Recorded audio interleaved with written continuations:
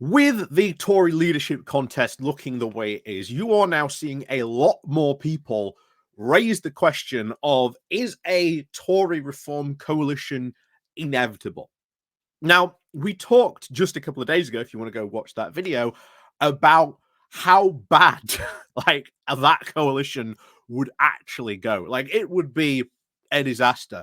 You think the past couple of years have been, a complete disaster? Forget all the stuff about Giftgate, the winter fuel allowance. Really, we have had quite a good government that has got on with its business and done stuff. It's actually doing stuff, this government. It's doing something, which, bear in mind, given how crazy our politics has been for the past couple of years, is incredibly nice, to be honest. It's good to have a functioning government. A Tory reform coalition would be absolutely ungovernable. It just would not function. It would be a disaster of epic proportions. But you are now people realizing why it's becoming just an inevitable conclusion, mostly because, as we've talked about, when you look at how people distribute the votes, are you a right winger, are you a centrist, or you are a left winger? And as we've always said, the biggest group of votes in the UK are from the centrists. Like, they outnumber both the left and the right. Like it or not, that's just how it is. But this election in particular showed that a split right-wing vote means that no right-wing party will ever win a overall majority in Parliament ever again, unless they come to some arrangement. Or, as we maybe said, maybe there's some tactical voting. Maybe there's an agreement. Maybe they stand down in certain seats. I don't know what that looks like, but I do steadily agree it is becoming more and more inevitable. And I think there is a good argument here being made as to why it is really becoming inevitable. Maybe it won't happen in the future. Who knows? But if there is some sort of coalition or something like that, expect a lot of these people to, or at least the centrists in the Tory party, to very much leave and to really start kicking up a serious fuss. But before we go into anything else today, please do remember to click on the like, share, and subscribe button. And of course, down below, there are links to my Patreon page, the one-off donation link called Buy Me Coffee, where you can buy me coffee, the YouTube thank you button, the YouTube thank you button as well down below, and of course, the Pony Club as well. So as always, thank you very much to all the people who do help and support the channel. Even if you do, just click the like and share button. So let's crack on then into this. So, a Tory reform coalition is inevitable.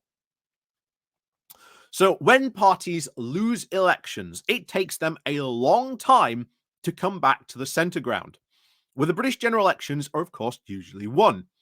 To borrow a word from James Cleverly, electorates tend to opt for the leaders who look the most normal and reject those who seem the most weird.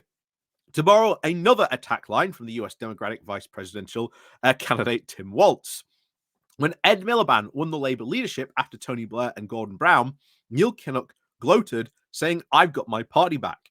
Then Ed Miliband lost and Labour moved even further still to the left with Jeremy Corbyn until Keir Starmer took over.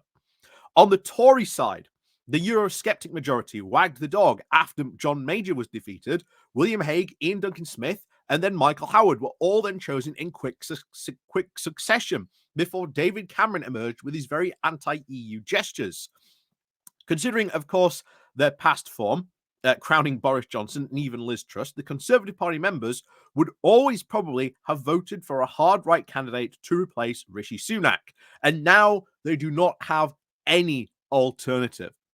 Whether by cock-up or even calculation, Conservative MPs have now put Kimi Badenoch and Robert Jenrick on the final shortlist, setting up now a choice between the unproven populist figures on the right. So they now, too, that they reject at least three more centrist One Nation possibilities in the shapes of Tugendhat, Mel Stride, and even James Cleverly. The idea that Mel Stride was ever going to get anywhere close to the final two is laughable. I'd like to remind you all, Mel Stride was the comedy candidate. of this election. Like, he was the comedy candidate of this. You know, he managed to win his seat by just 62 votes and has thought since then that he was God's gift to conservatism. Yeah, he was the literally who, he was the comedy candidate and has served his purpose long ago. The idea that they would have chosen Mel Stride, no, Tom Tugendhat, James Cleverly, absolutely, but not Mel Stride. Anyway, so, of course, now it makes very little difference who wins on Saturday, the 2nd of November. The Conservatives already have now set their course for the foreseeable future. And that is true. They are absolutely going to pivot even further right. There's a lot of talk now happening about, because of Labour now looking to close up and wind up and stop MPs now doing second jobs. There's now a lot of reports of a lot of Conservatives now considering quitting, which potentially means there could be a lot of by-elections within the next couple of years. So that could make things even more interesting on a number of fronts. So under, of course, its new leader, there will be at least no change. The party will now up its efforts to, quote, unite the right by moving even closer to the policies and look out of Nigel Farage's Reform UK. It sounds so simple. If they now can combine the Conservative vote share with reforms, they would likely be the biggest bloc in Parliament after the next election. Boris Johnson's 2019 coalition would be reborn. And that is what a lot of people are talking about. Will that last? Will that happen at the next election? I don't think so. I don't think a coalition like that would last. We saw what happened under Johnson in 2019. It didn't last. It broke apart very, very quickly. Very quickly indeed. Even if it's now two parties, quote, uniting the right and giving rebirth to this magnificent Johnson 2019 coalition, it would not last. It would be disastrous on all fronts. So the die is, of course, now cast. And Jenrick, of course, started out as a Cameroon Remainer when he won, of course, his by-election in Newark in 2014. Since, of course, resigning from Suella Braverman's Home Office because the Rwanda exclusion policy did not go far enough, he has since now recast himself as Ironclad Right. His leadership campaign now centres on the Brexit-style pledge to get migration done by immediately pulling out of the European Convention on Human Rights.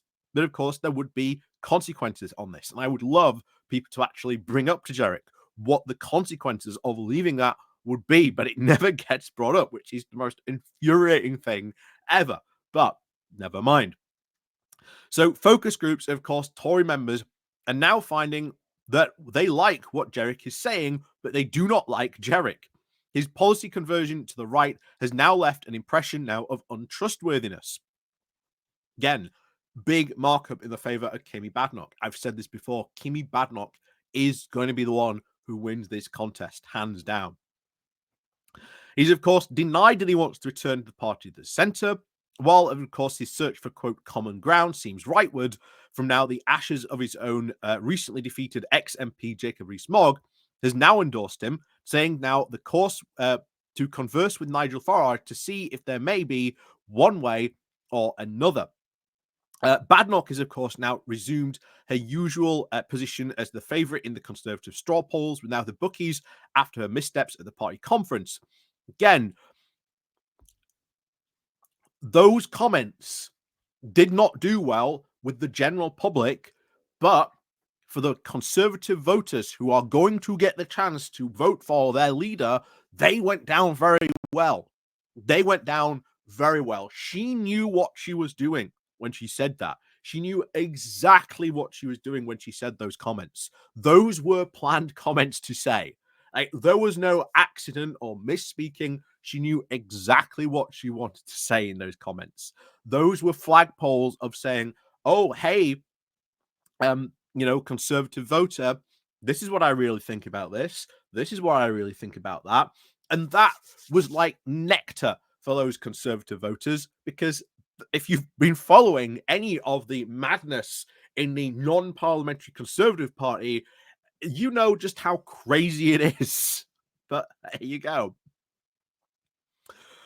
So Of course, Margaret Thatcher, Theresa May, and of course Liz Truss, the Conservatives have now shown a very openness to female leaders, while Labour has yet to even match. The Tories have also shown now a predilection for now positioning big characters in prominent roles. Badenoch says she's not worried about reform. She prefers to look to the future rather than the past. She proposes a conversation with the entire country on the European Court of Human Rights. A unique, again, what does that mean? We're going to have an entire conversation with the country. What does that mean? Her unique selling points are, of course, now a very abrasive interruptions and, of course, culture war issues.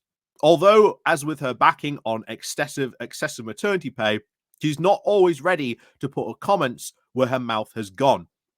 And that, bear in mind, if Conservative MPs hope to have a quiet life, they ain't going to have one, because that is going to happen constantly. And then they are going to be forced out to do the media rounds to defend her comments. How long do you think Conservative MPs are going to be happy to do that?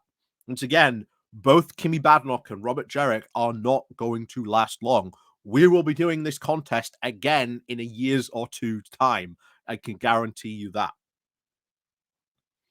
So things can, of course, go either way within the next 3 weeks, which will, of course, include at least one televised debate between the two finalists. It would be unwise to predict a winner. No, it's Kimmy Badenoch. It's Kimmy Badenoch. She's won. She's what the Conservative membership have been saying they want. They've been saying that they like it for quite a while now. Those comments, as we said before, were meant for them. They are going to pick Kimmy Badenoch. Like, it's her contest, honestly. So it continues with the best outcome now for the Tories is now to pivot towards Farage will be the de facto coalition with Reform, or then having to rely on their support to govern. This is what happened in France, where the hollowing out of Macron's centre-right has now forced him to install a Gaullist prime minister and a right-wing interior minister imposing harsh immigration policies. It's what has happened in every other country where the traditional right conservative has been absolutely undermined and hollowed out by the right-wing populists. And these traditional parties just don't know what to do. They just can't handle them. But it's going to happen now to our own probably Conservative Party. I think that is potentially what could happen. There'll be either a de facto coalition or they'll have to rely on their support to govern in some way, form in the future. So a Conservative Reform UK would, of course, not be a guaranteed election win. It would more horrify the Tory voters, and they're now likely to jump to Liberal Democrats and even the Greens as their old party now hardens its position. The Tory defectors to Reform UK have now opened the back door to number 10 in July. The government now has no reason to interfere in the courtship on the right. After the turmoil of Keir Starmer's first 100 days, Labour is now celebrating its early Christmas present from the Tories. They feared at least Cleverly's solid bookishness would compete with Starmer's normal centrist dad vibe. But by November, the Tories will have had 6 leaders in less than a decade, completing what they considered to be their dismal choice that came now before them. Some Conservative MPs have at least comforted themselves that say, in a couple of years, we'll be back doing it all over again. And they will absolutely doing so. To head off his colleagues now thirst for bloodlust, the leadership challenges, Bob Blackman, the chair of the 1922 committee, hopes to at least double the threshold to trigger a vote of no confidence in the leader of at least 30% of the parliamentary party. And that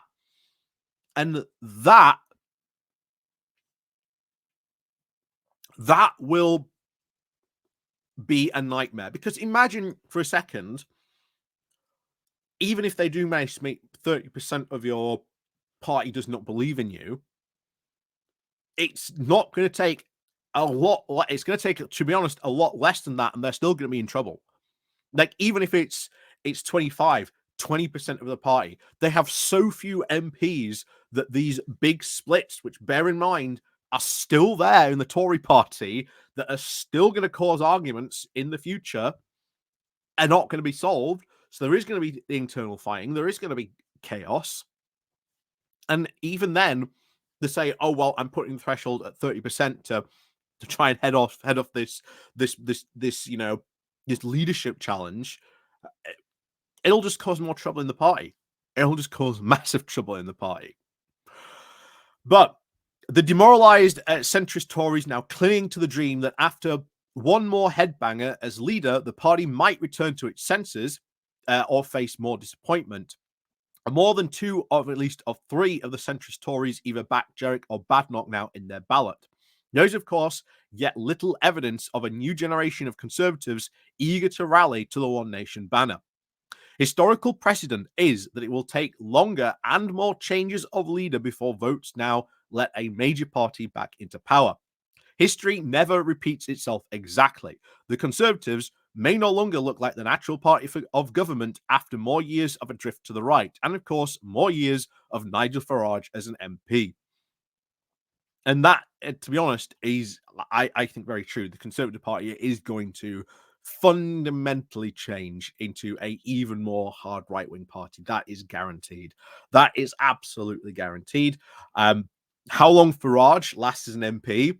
Well, considering the people of Clacton are like, well, where's our MP? It all of a sudden might be incredibly easy to challenge Nigel Farage at the next election by saying, yeah, I'm going to be your MP, and oh yeah, I'm actually going to turn up. It would not be that too difficult. It would not be that too difficult, I think, to challenge Nigel Farage, because we've seen what happens to MPs who do not respect their constituencies. Look what happened to Lee Anderson. I always bring this up because in the run up to the election, there were several polls that were like, Lee Anderson's lost his seat. He's lost his seat. The people of Ashford had enough of him. However, when he switched to Reform, he went very quiet for a very long time. He disappeared out of the media spotlight and started working on a lot of constituency issues. That's what allowed him to survive. Not a lot of people talk about that, but that's what allowed him to survive. And because he did that, because he worked his constituency, he survived. That's why he's still in Parliament. Otherwise, he wouldn't have won. Now, might Nigel Farage do that? I don't think so. He's already pretty much set the precedent.